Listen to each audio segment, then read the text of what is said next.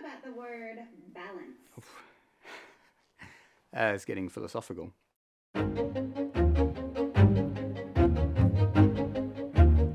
I'd actually encourage people to take a step back and think from a historical perspective. We've been blessed in the last 11,650 years with an incredibly stable climate. That is exactly what has allowed us to basically grow as a species. Increasingly, in the last sort of 150, 200 years, we're now having a negative impact and are destabilizing the environment.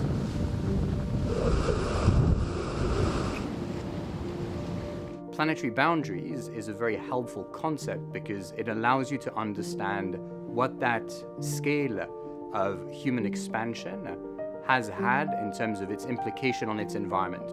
There's ocean acidification, ozone layer, fresh water overuse, agrochemical pollution, there's biodiversity, toxic waste, air pollution, forest degradation, and climate change.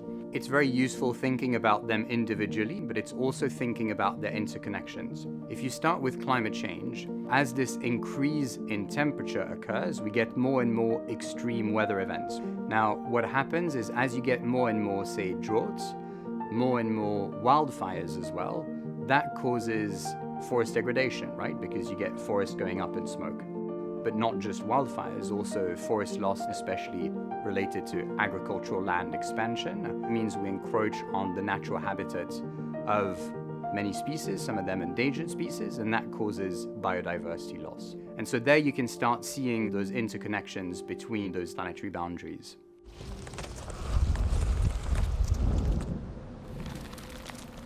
Planetary boundaries as a framework and the scientific evidence around it is what informs our house view on how we think the environmental transition is going to unfold. And how it's going to unfold in the real economy will have incredibly material implications for risks and returns in financial markets.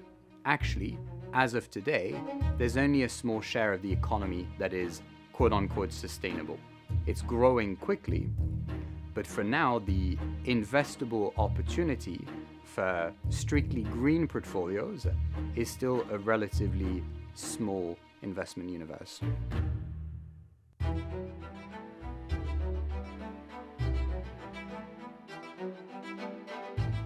Regulators, and the Europeans in particular, have decided to be a bit more forward-thinking, and they have formalized a framework in order to bring more transparency and more credibility to what is and what isn't a sustainable economic activity, a sustainable investment. What that is very likely to bring to the markets in the next couple of years is a reality check.